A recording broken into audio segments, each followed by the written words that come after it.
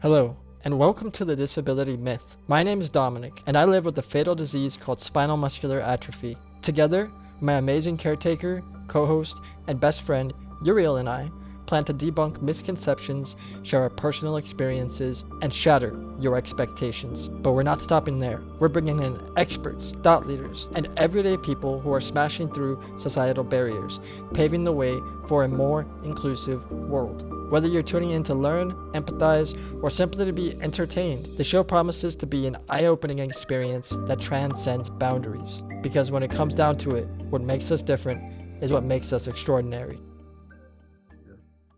Oh my God. Ew. Oh my God. Oh my God. Episode 6 Episode 6. of The Disability Myth. with Season 3.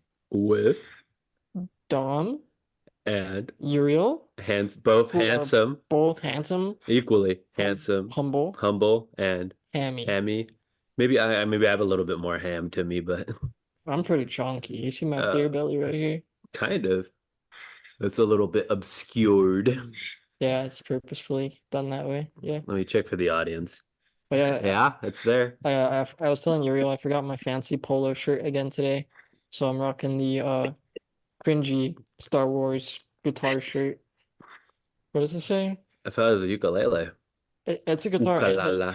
This is a guitar right here, Oh, but there's a ukulele down on this side. let me read it. Ook, I am your father. Oh, that's a spoiler. In case you haven't seen that series. Uh-oh. If you've never seen Star Wars, just honestly turn off the podcast. It's okay.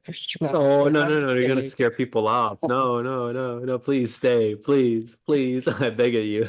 Don't leave. And so today we have a very special guest. We do. Who I'm not sure. Are you into Star Wars, Cynthia? Have you watched it? I have not. Oh, you see? Yes. Doug, that's why you gotta be careful what you say. Yikes. Oh my God. Oof. Not a good look, Cynthia. Stop. Just kidding. We love you, Cynthia. Cynthia is my good longtime friend. Known her since I was, what, 5, 6 years A old? wee little lad in sports think camp. Yeah. A wee little strapping lad in his power chair. Yeah, I'll remember to queue up some photos of this part of the video. You should. Yeah, she has tons of pictures. She sends them to me all the time. You and I can have like a family bonding moment where we sit on the couch by the fire and we look at the scrapbook. I'm like, oh, yeah. Oh, look at you. Did you have a power chair at 5? I did somehow. Wow, that's Yeah. crazy. That's a lot of power in a child's hands. Yeah. With great power comes great That's why responsibility. you're so good. Like your peripheral vision and your what's the word? Perception? Sure. Wow. You're very aware of your surroundings. Yeah. How about Yeah. that? Very aware. Yeah, Yes. you do the turns pretty well. The turns. I've seen it. So yeah, we're super stoked to have you on, Cynthia. Welcome on.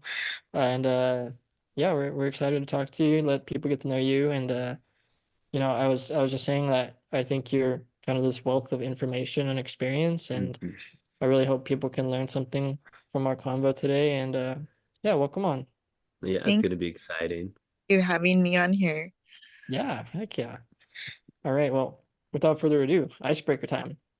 You want to tackle the first one, buddy? You want the honors? Dude, my vision is going. Oh my Lord. Meanwhile, what the audience doesn't know is that I have our outline of our questions like zoomed in 200% on my big screen TV. Yeah, and I'm still struggling, see. dude. It's kind of bad. Question number 1. What's the most adventurous thing you've ever done? Ooh, that's exciting. Adventurous. Oh my goodness. I don't know that I've been all that adventurous yet. I do like traveling. Yeah, So that's adventurous. Where have you been? whenever I am able to do that, I try to do that as much as I can. I've been to Guatemala, Chicago, New York, different parts in Mexico, like Acapulco, Mazatlan, Ixtapa, Cancun. I recently went to Cancun 2 years ago. We went to what is considered like the Mexican Disneyland, which is Xcaret. That was fun. I got to go in with dolphins, and that was a really neat experience. So that has been probably the most adventurous I've been as of yet. So But that's that's a lot. I've never left California. uh-huh. Yeah, well traveled. That's pretty cool. Yeah. Like I Yeah, I just like the progression of it all. She's like, yeah, I went to Guatemala, oh yeah. Chicago, like to New York. I've always wanted to go to Chicago. I want to go to Chicago to like say hi to the big bean, Yeah, the dude. big shiny bean, the reflect, yeah, the bean is awesome. It's Oh, what? beautiful. What? There's also a bull statue by Boltero, I Hmm. think. Is that Yeah, the artist Boltero? I think so. Oh yeah. He's like known for like big chunky animal stuff. Like big chunky people. Um, Latin American artist. It's neat. Yeah, Dude, so when you went to these places, did you I assume you predominantly traveled by like airplane, right? I did. Yes. What was your experience there? Because that's always a hot topic in the disability community, them, breaking your chair and mishandling Y- stuff. Is it a? you I think know, it's more of like a scary title, like Yeah, it's not oh even a man, hot topic. It's just, it's like it, like we're aware that it sucks, yeah. it's like everybody like oh yes, I was going to say that as soon as you brought that up with traveling, that, or as soon as I mentioned about, going to different places, that is my fear, that I'm coming with a medical device and I'm not going to have it when I arrive to my destination. There have been times that I've had something damaged, or, that I haven't had something that, typically that comes with the device. Like, I think I lost a charger or something Mm, at some point. So, um, unfortunately, the staff don't always have the proper training to know how to break down the medical equipment properly, and you just kind of cross your fingers and or pray that it makes it to the destination all in one piece, so to speak. But it's kind of yeah, it's kind of a gamble sometimes. I mean, sometimes they tell you to wrap it all up in tape, or to take certain things with you, like if it's a small key, to just take it with you if you can.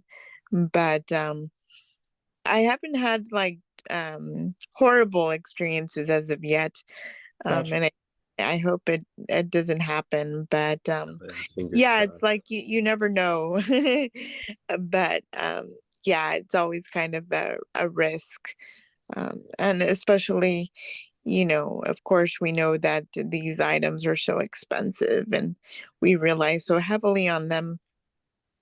And I think people that are quote unquote not disabled to kind of just assume, oh, you can rent them wherever you are. And, some things you can rent, but it's still, not the same, or, they're not as readily available. It's like you might be able to rent them, but they might not be available until like 3 or 4 days later. So by that time, your vacation might be over, or you might not have the financial means to be able to rent them, because yeah, it's just costly. So Yeah. And it's I imagine it's really difficult to rent stuff like that in a whole nother foreign country too.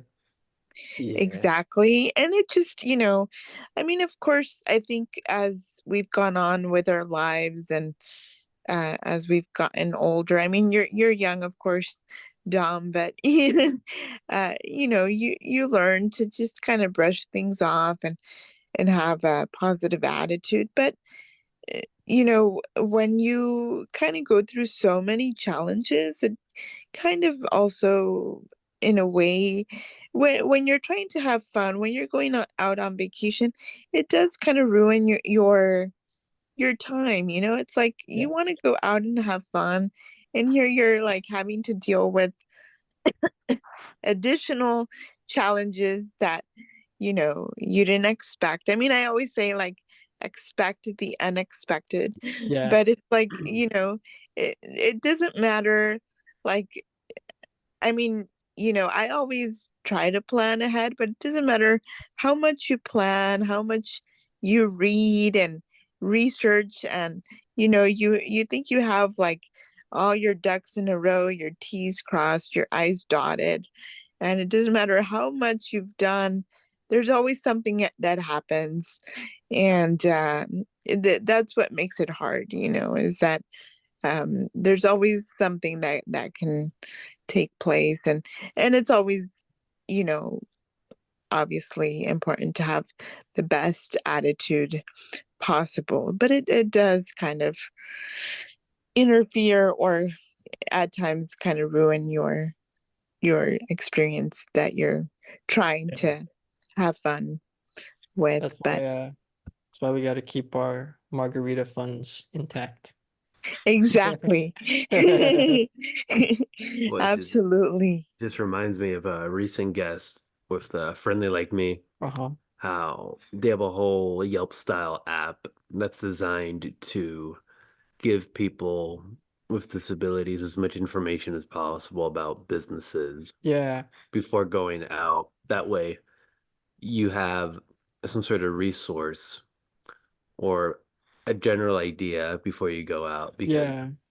it's a sad, reoccurring theme, because I've spoken to Dominic about this, where you want to go out, you want to have fun, you want to, like, go see friends or go out to eat, but you don't know what to expect, and sometimes it's so overwhelming that you just end up staying at home. Yeah. It's interesting you bring that up, because I find myself doing that more and more in recent times now. I think especially since COVID, and Oh yeah. I try to kind of snap out of that mindset, but it's Hmm. kind of easy to do that, where it's like, oh, if it's gonna be too hard, then yeah, I'd rather just stay home. But I think about, like, yeah, kind of the day-to-day obstacles that I'm gonna run into, and if it's not gonna be like an enjoyable experience, or a restaurant that's going to be accessible. Like, I kind of run through the list of, like, okay, if it's not going to be a large restaurant with a large restroom, if the parking is not going to be accessible, then I'm just not going to go. I'm going to stay home. Yeah. Yeah. you know and then I find myself like, wow, I'm really acting like a really old lady. Like, No, you maybe I just know what am. you want. No, you know what you don't want to deal with. Yeah. Yeah, yeah. I dig it. But So let's say, perfect scenario, you have an accessible bathroom, accessible parking, you get to go to lunch with anyone you've ever wanted to go to lunch with, historical figure, whatever, dead, alive, whomever, wherever you want. I'm gonna say, where are you going and with whom? ever since I was a child, I really admired Martin Luther King Jr. Ah, And so, because I also had an African American teacher, my first grade teacher was African American, and she really instilled in me the whole just thought of, like, civil rights, and and just the idea of the importance of working hard, and equality, and higher education, and all of that.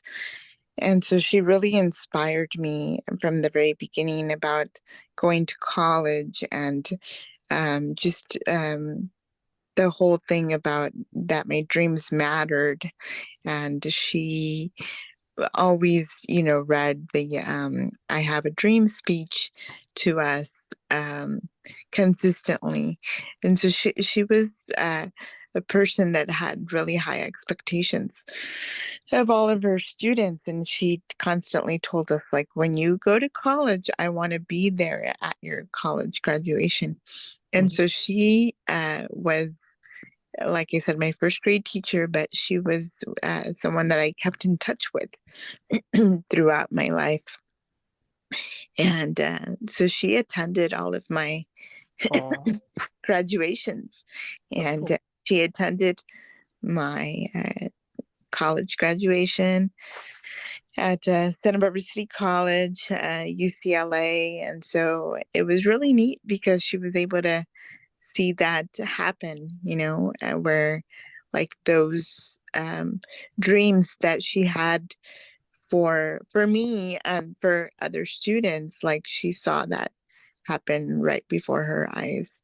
And so Martin Luther King Jr. was someone that, although obviously I didn't get to meet in person, he was highly revered in my mind. And so I always like look up his videos, and I think of her when I think of him. And I always think like, oh, it would be so neat had I ever had the chance to meet him in person. Yeah, that'd be so cool. Where would you go for lunch?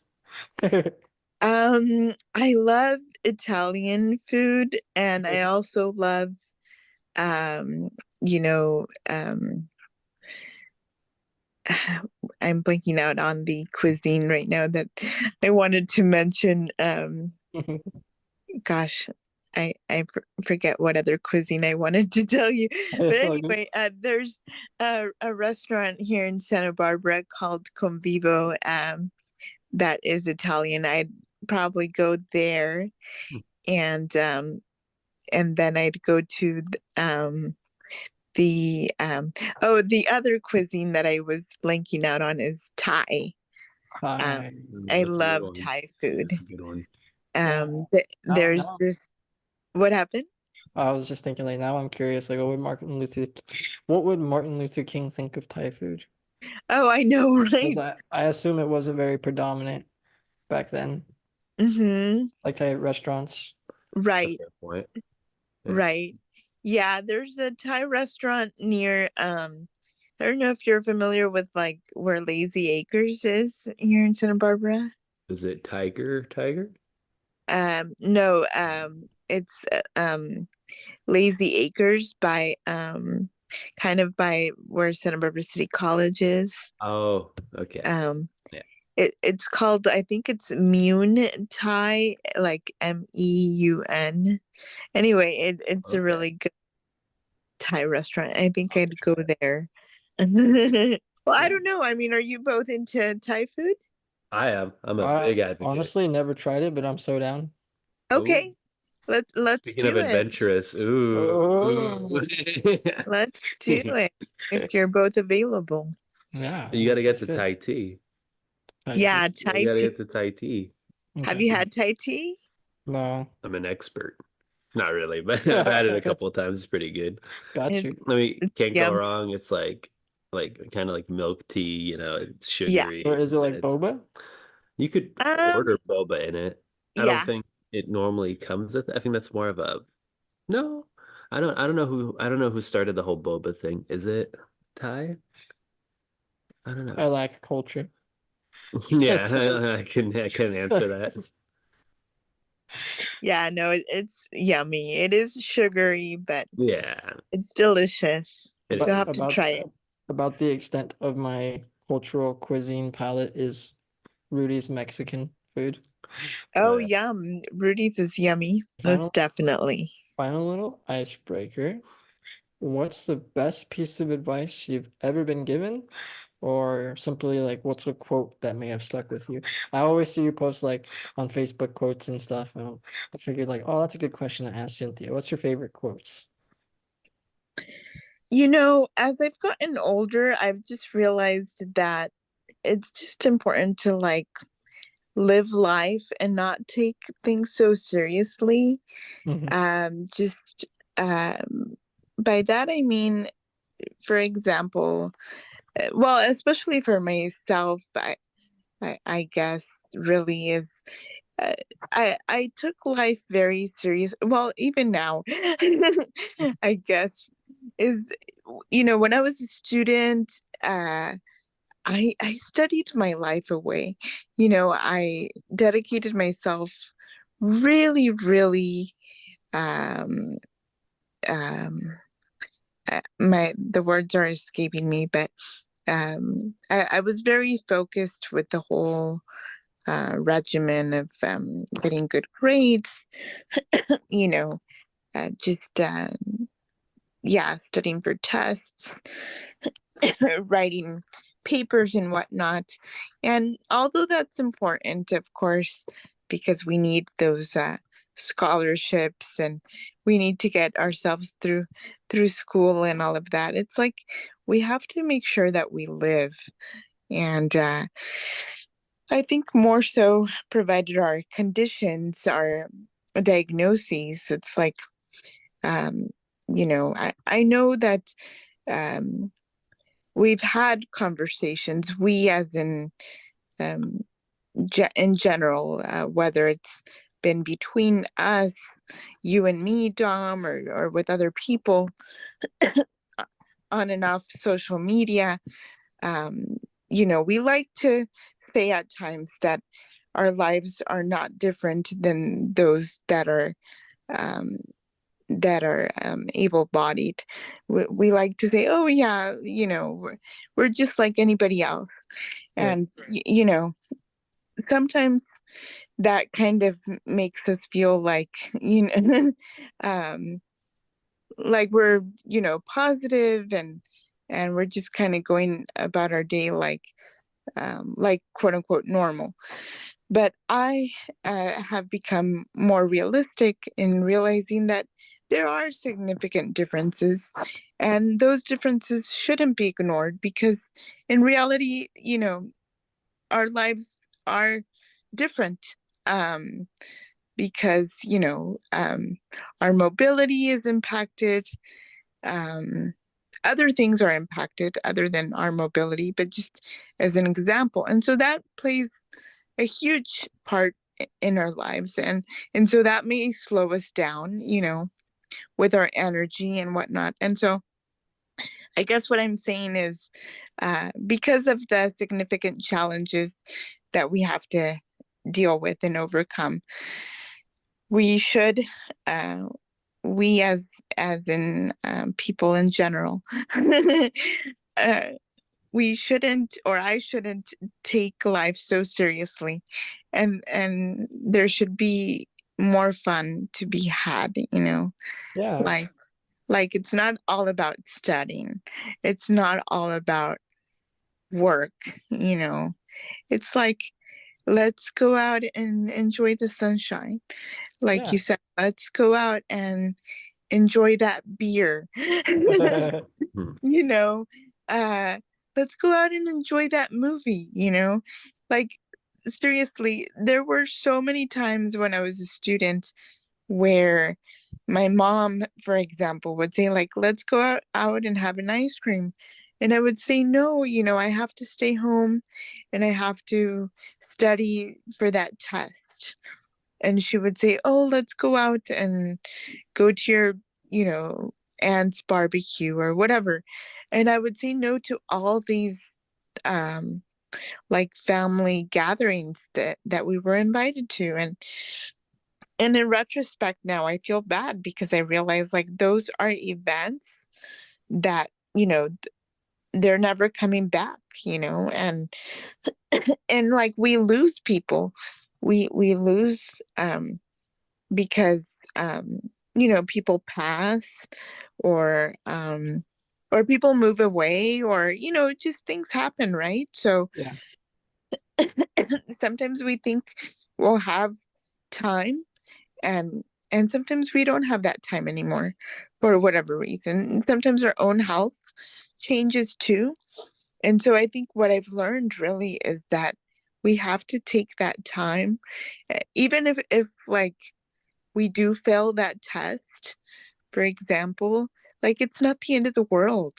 Yeah. We have to take that time to just relax, to spend time with those loved ones that we care about, because at the end of the day, like, it's not the end of the world if that test um, is a test that we fail, you Yeah. know, like we can always retake it or retake that class. Like, yeah, it's gonna um, probably bring us a little bit behind on our course of like path, on our Yeah. pathway of like what we wanted to um, progress on, like if we wanted to graduate in 2 years, we might graduate in three, but Yeah. that's okay. That's totally fine. And so Yeah. I think what I've learned is like not to take life so seriously, Yeah. like take it as it comes. I like that a lot. That's something we always talk about too on and off the podcast. Just the societal pressure to focus on school and work, and then you're left with no free time to do what you like to do or spend the time with the ones that you do want to spend time with. Yeah, Hmm. Like, yeah, that's a big thing for you, Udi. I feel at times like a spider, and my individual legs are placed in a jar, and each jar is equally as important. But those jars slowly pull away from each other, and I slowly get pulled apart. I've never heard you say such a deep thing. God damn. You know, you know, well, that's how I feel like. And then I try my best to like keep the jars together, but no, it's just like I can only keep a few jars and like lose a few limbs. You know what I mean? Damn, I bro. have to sacrifice a few limbs to keep like the jars that I find most important. That's deep as hell. This is from my imagination. It's like I'm a spider. Yeah. Dang, Dang, I thought he was just gonna talk about how he likes playing Elden Ring and he needs his Elden Ring time. No, okay. That was a selfish thing because like it's from Soft, okay? Week one expansion, week one from Soft release. Like talk to any Souls fan and they'll be like, dude, that's I mean, any video game fan. that's an event. Yeah, yeah, You go in blind, that's an event, you know? yeah. No, I get you though. It's like you're a huge anime nerd and it's like Anime Expo and you live in LA. It's an event, you know? Yeah, yeah, Like I yeah. call out sick or whatever, I'm going to this, you know. Do you consider yourself a nerd, Cynthia? Yes, I am, because I love learning, and I've always said that I am a nerd for that reason. Like um going back to the whole school thing, like I've always, yeah, loved learning. And when I was in school, actually a lot of students would like come to me to have me give them the answers to certain things, certain assignments, and I'm like, don't use me. Oh, you didn't give it to him, right? You gave him gave him like the tools to help him figure it out.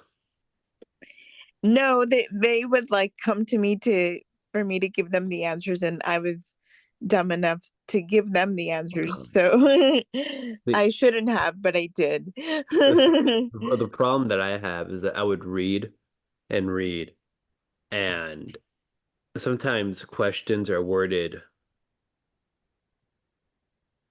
what's the word? Sometimes the vocabulary, the way the question's worded, leaves me a little like confused. So I have to like double, triple, quadruple check to make could this be the answer? I think it might be the answer, but I second guess myself and I'm like, oh, it was the answer. And I'm like, shoot. Like Dominic could tell you about that. It's just Yeah. like I over prepare and then I psych myself out. I'm like, this has to be the answer. There's like no way. There's no way. This has to be the answer. Like, oh, but what if? Because this is kind of similar to that thing. And then it's like ding dong, test time is over. I'm like, shoot, like Yeah, I overthink things too, and it's like, and gosh. but Well, by the time oh, sorry, go ahead. it's not necessarily a bad thing. It's just like Dominic could tell you like the attention to detail, because it's like I'm dealing with like multiple terms that are adjacent to each other. Yeah, they represent different things, but they're all connected or correlated in some way. and I familiarize myself with the correlations and the connections. And I'm like, Yeah. oh, this is like that, like this, like that. So when Uh-huh. in the test, I'm like, oh no, it's Yeah. like I second guess myself all the time. Like I walk in so confidently, yeah, I know the difference, and I'm like, oh no, oh no. I like forget, my brain melts. It's Uh-huh. terrible. Speaking of that, like, what was your experience at UCLA? Because that's something I've always related to you about. We both went to UCLA, and Mm. obviously there's a bit of a time difference in the time that I went there versus when you went. And so that's something I kind of wanted to ask you about. Like, what, how was your experience as a person with a disability there when you went? Yeah, UCLA was very challenging, and challenging in the academic sense of how rigorous it was. I think I was definitely academically underprepared. I don't feel that my previous um, like academic um, foundation was strong, provided that although I was always very studious, I don't think the courses that I had taken, like even at the community college, had prepared me for the strong rigors of UCLA. Yeah, Uh, and I did enroll in what was um, the um, the summer transfer program, which is a summer bridge program for transfer students, and it's geared to prepare students that are from minority backgrounds, and so that helped, to kind of ease into the regular quarter system, but it was still difficult because, coming from the semester system and then going into the quarter system, it's really fast paced. yeah, Um, but yeah, like I really realized, for example, like if you missed a comma, like in a paper, like it really dropped your grade down from like an A to an A minus. And it's like, whoa, that's a big step from like uh like the way they graded at the community college level. right. And then getting around physically or mobility wise on campus. I mean, UCLA is a beautiful campus with just beautiful architecture, but you know, they didn't have proper signage for people with wheelchairs. Like it was hard to know where the ramps were. Like they Yeah, had like little signs here and there, but it was like by the time you realized where the ramps were, it was like the little square of the little symbol. It was like, oh, that's where it is. It was really hidden. yeah, And then the actual elevators were very small. Um and yeah, like I think I was very spoiled because coming from the community college system, like their disability services at the community college system were really like student centered, whereas the ones at UCLA, like, you know, you don't realize what it means when people say that you're just a number. But when you're like at a large institution, like at a UC, you realize like, oh, that's what that means, yeah, and Wow. sometimes that's not the experience for everyone, but I think it definitely can feel that way um, when you're just at a large institution, yeah, because there's just a lot of students that they have to serve, and so they're not really going to spend the time with you to find out what you need. You really have to like be a strong advocate, and you really have to go in there and ask a lot of questions and be more proactive. So it was hard for me. I mean, I think socially too, I really wasn't all that integrated because, I was juggling with a lot. I was, as, other students juggled as well. But I think when you do have a disability, again, you're just dealing with a lot of different things that other students, I think, don't have to deal with. So it's like the mobility factor, the learning factor of like trying to get acclimated with the rigors of academia. And then I didn't know anybody all that well. Even though I did the summer bridge program, everybody was on an acquaintance level. So it was just kind of like, hi, bye, like Yeah. I didn't know anybody all that well. So I didn't really form really strong friendships. And so it was a struggle. Although I'm happy to say that I went to school there, um, it was challenging. Yeah. No, I get that. And Yeah. like, I was just gonna ask, we're very different as far as our disabilities go. Like, I need 24/7 care, and I was able to, have the 24/7 care and live pretty much independently on campus for 2 years. And I was just gonna ask, what was your experience like? Because I obviously, I know you have a disability. You have cerebral palsy, if I'm not mistaken, right? So, Yes. like, what's the amount of care that you needed then when you were at UCLA, and what was your experience like, you know, managing your care? So, when I was at UCLA, I lived on my own and I didn't need um any care.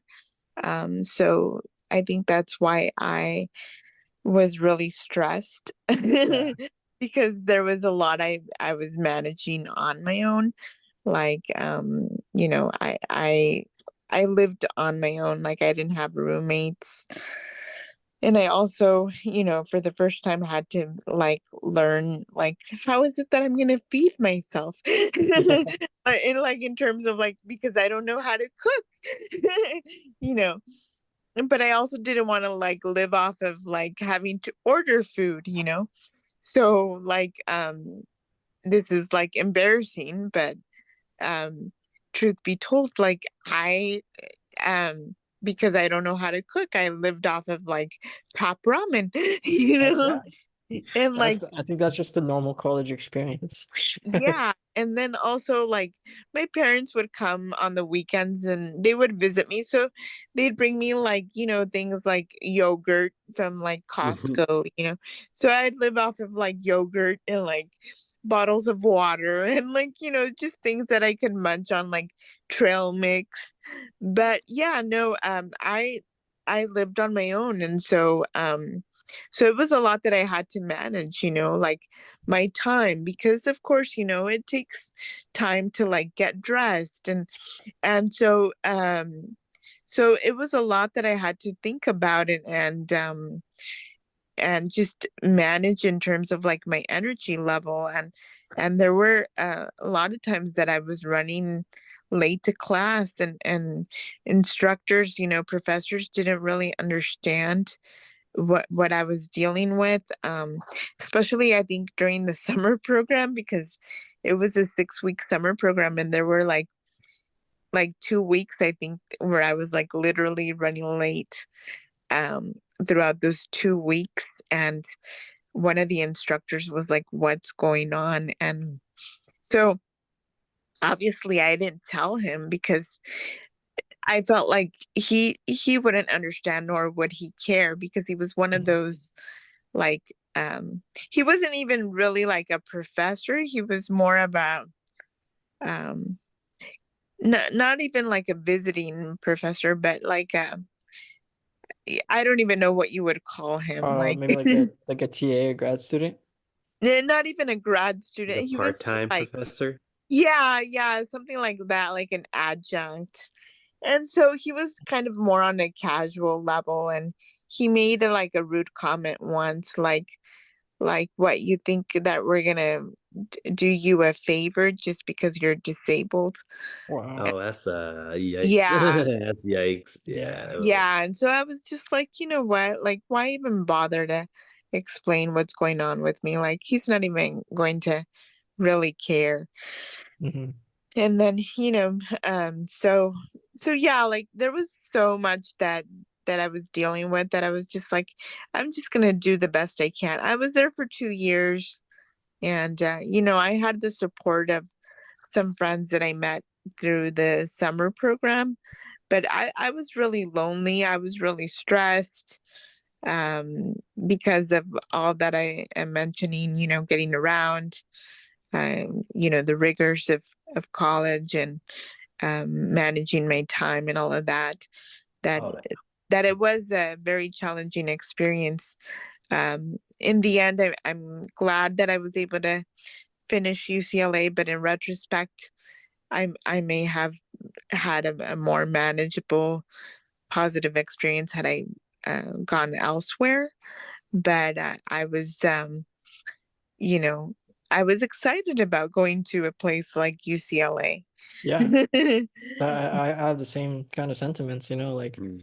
I was super beyond stoked to just get accepted. I remember like yelling as soon as I saw my acceptance letter on my portal online and shouting and being all happy and calling everybody and telling them.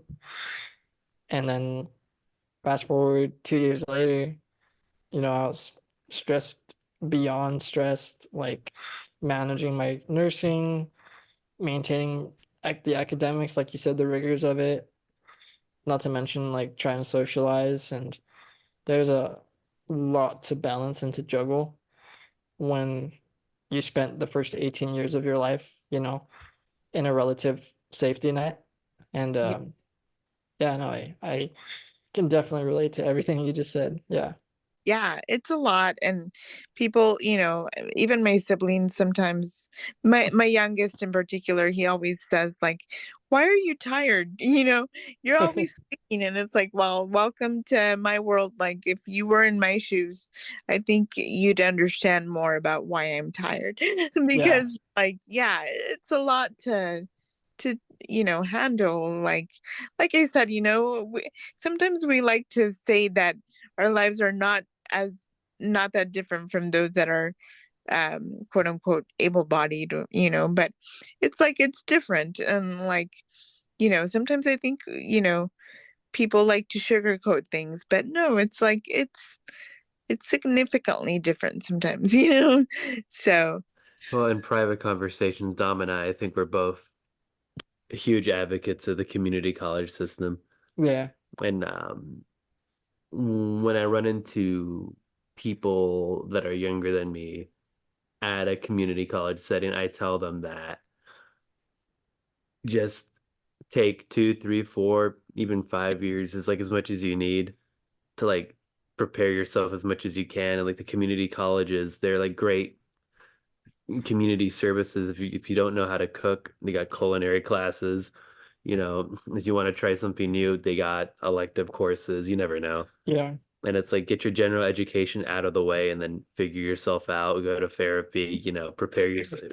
Yeah, Yeah. because like it's hard to do all of that when you're taking 4 to 5 classes and they're all 10 weeks long. Yeah. You know what I mean? It's like impossible. Not You to can't. mention labs. Yeah, yeah. And then like, you know what I mean? Like you're Yeah. trying to figure out who the hell you are. Long yeah. story short, what we're trying to say is university is not easy. No, it's not. For But sure. Um, like but take the time, you take advantage of your time. yeah, obviously it's taught me a lot, it's taught him a lot, it's taught you a lot, Cynthia. And so I think if I'm not mistaken, that's probably been a big influence on your kind of desire to want to help others. And that's what I always kind of think of when I look at you. Like I know you work with the Department of Rehab, you're a counselor, you were my counselor at junior wheelchair sports camp. So that kind of leads me into my next question. Like, how did you get started with like junior wheelchair sports camp? What kind of got you involved? I believe the way I got into the junior wheelchair sports camp was through the California Children's Services. Okay. program where I went as a child for physical and occupational therapy. Me too. And so they referred me to the program. And back then it was spearheaded by the Santa Barbara Recreation Parks, Parks and Rec Department. Mhm. And so I believe, I don't recall exactly what age I was, but it was around the age of 5 or 6 when I started with the camp. And so I have been involved with camp ever since. And I feel it's important to give back to the community. So I recall, being that young child that was so in awe by, these adults that were in chairs and were doing so much to show, what can be done, and that you can still live your life and live a full life and be happy and healthy. And so as I continued, I was like, well, I want to give back too. And I was always a shy child, Right. but I figured, well, even if I'm shy, I can still give back. And even though I still consider myself shy as an adult, I've grown out of my shell. Yeah. And so I'm not as shy as I used to be. But yeah, I think it's just important to give back and to show what people can do. And I'm not saying that, like, life gets easier, because I am honest. I think life does get more complicated as you get older. Mhm. Things just kind of come your way, and you just have to kind of take it as it comes. But yeah, no, I just think it's important to come as a community and again share experiences, share about how to navigate life, and just enjoy life as much as possible. We all have very similar experiences, different experiences, but in the end, it's like we all can learn from one another. And I think that's what's important, is provide that listening ear, that sounding board, and be able to, like, help each other. I definitely feel that. Yeah, no. And I think you kind of show that same energy and all the time, Like I remember you've been the same person since I first met you. Like you like helping others. You like giving back, like you said. So that's what I appreciate about you. Thank you. And likewise, Dom, I mean, you have provided, I know that we've talked about, like, not wanting to be seen as an inspiration, or Yeah.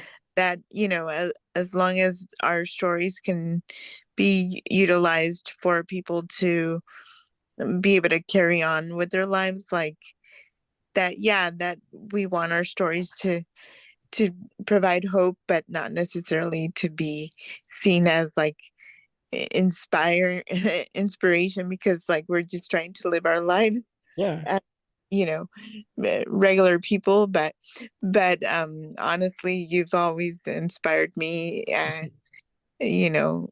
throughout my life. And it's like, when I'm feeling a little down, it's like I think of you and I'm like, why am I feeling down? I just think of you and I'm like, I can carry on. Nice, nice. I So like that. That's what it's all about.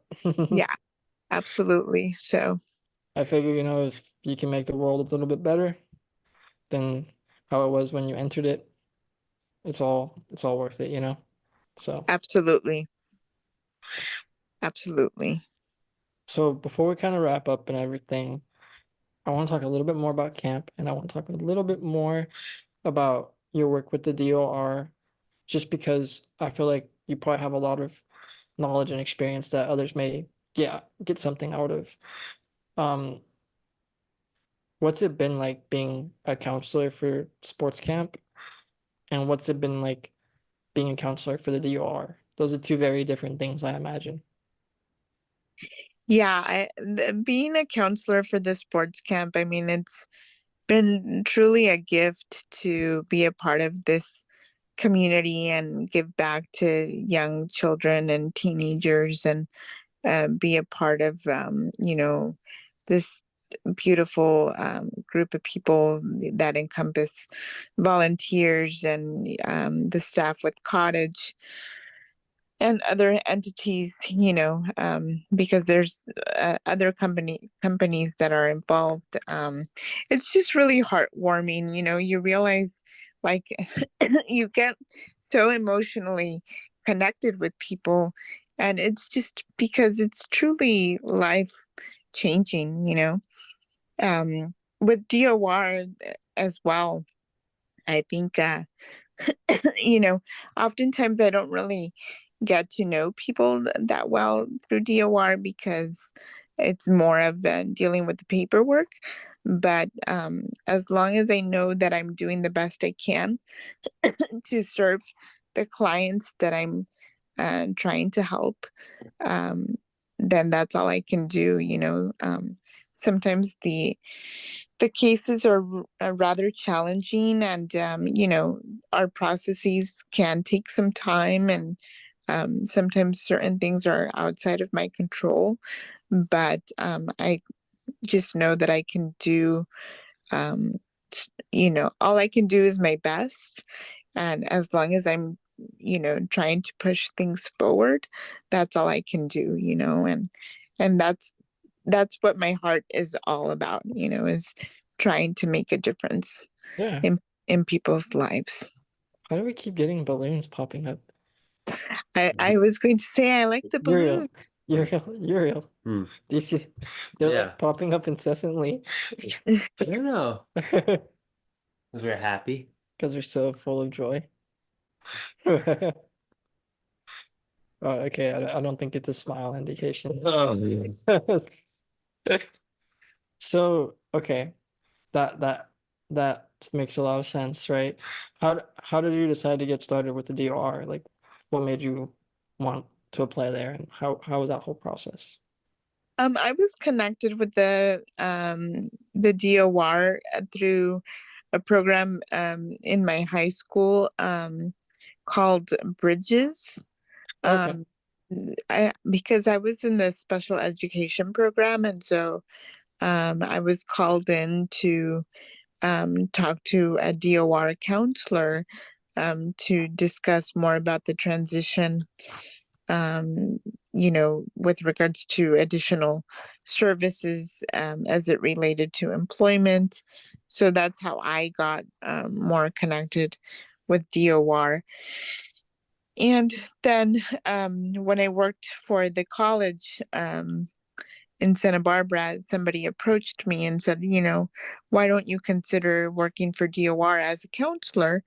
And so I applied, and then I got the job, and so I've been working there for almost 6 years now, and I think it's been a great experience, seeing how I've been able to assist people with trying to gain employment and providing them with services in the community, and being able to further them along with other needs that they've had, Yeah, that I've been able to refer them to other resources. that's So awesome. Yeah. yeah. What would you say is like the hardest part of being a counselor there? Give us the I tea. Give us the scoop, the inside scoop. I think the hardest thing is that, yeah, people come with a myriad of different challenges. So, a lot of times it's like they have food insecurity or housing difficulties and employment. So it's like it's hard to know what to tackle because, like as far as housing is concerned, it's not like we can offer housing. We can refer people to different resources, but it's not like, things can happen right away. Things have it's regular course of process. So, and things don't evolve that quickly. So things take time. So that can be challenging to tell people, like, things will happen, but it won't happen right away. Yeah. So yeah. Gotcha. So that's what's challenging, is that, things kind of take time to unfold, and people have immediate needs that they want to resolve right away. Yeah. Yeah. Gotcha. Okay. So yeah, that's the challenge. Yeah. Do you have any specific advice for those, that were in your shoes, those with disabilities that are looking to kind of join the workforce, that want, employment and are maybe struggling to find it, or maybe lack the confidence to do so? Yes, I would say definitely use as many resources as possible. Use community resources, use social capital in terms of friends and college resources, anybody who's in your network. Use the internet, obviously reputable resources to search for jobs. Use LinkedIn as a platform, develop a strong resume, have people that can write strong cover letters, strong references for you. Mhm. Definitely go out there and interview as much as possible, and do as many internships, or, um, different types of work experience opportunities as possible to gain hands-on experience. I like that a lot. That's kind of what I'm in the process of. Yeah, absolutely. Podcasting and radio work, and But yeah. Yes. I bet I like this conversation, especially sports game, because it's really important because sometimes the kids and the teenagers need those role models. Yeah, man. It's an experience, like Like, wonderful people you never expect. yeah, like growing up outside of sports camp, and I know a lot of the kids that go there will probably say the same thing. Outside of sports camp, you you don't really interact with people that look like you or have your similar type of needs. And then all of a sudden you have this oversaturation, this exposure of individuals that are very similar to you, that are different, right? Mm-hmm. And it provides such like an eye-opening experience. And I think it's kind of fundamental, sports camp in general as a whole, this experience that teaches you a lot about yourself, a lot about the world too, though, and how even though you're different, there are others out there just like you, and there is a place for you. It's also the gift Absolutely. that it's the gift that keeps on giving because so a lot of our guests have been through sports camp. Or some type of camp, like whether it's Yeah, MD camp, right? right. Painted Turtle. Yeah.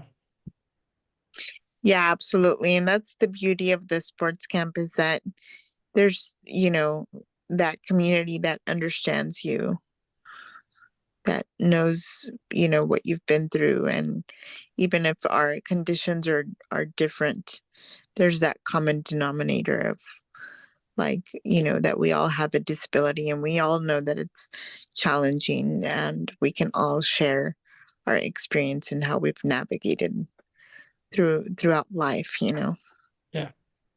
Yeah. Most definitely. All right. Well, I think that's our plug, right? Junior wheelchair sports camp. Any other final kind of questions or things you want to talk about, Cynthia? That was it. Sweet. Well, it was Yes. great having you. As Thank always, you're super fun to talk to. I love catching up with you. And yeah, fireworks. Heck yeah. We got thank to figure out the balloons. thank you. I appreciate your time. And it's Ulysses, right? Yeah. Yeah, he was on here.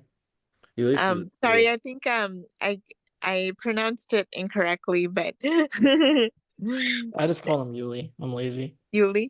Yeah. Nice to meet you, and thank you for your time. I really appreciate you both having me on. Oh, you're talking about Uriel. I thought you were talking about Yuli. This is Oh, Uriel. okay. Oh, Uriel. Okay, sorry. Yeah, I was saying your name incorrectly. Uriel. Uriel. Okay. Yeah. That's easier for me. Uriel. I just call him- Not many people can pronounce it. Yeah, well, thanks for having me on here. I appreciate it. Yeah, this is super fun, Cynthia, as Yeah. always. All right. Yeah. Well, with Okay. that being said, if you liked what we had to say today, please leave us that rating, perhaps a nice little review on Apple Podcasts or a YouTube comment, and be sure to share with your friends and family. If you're not already, be sure to follow us on Instagram, Facebook, and of course YouTube at The Disability Myth. And peace and love, and may the force be with you all.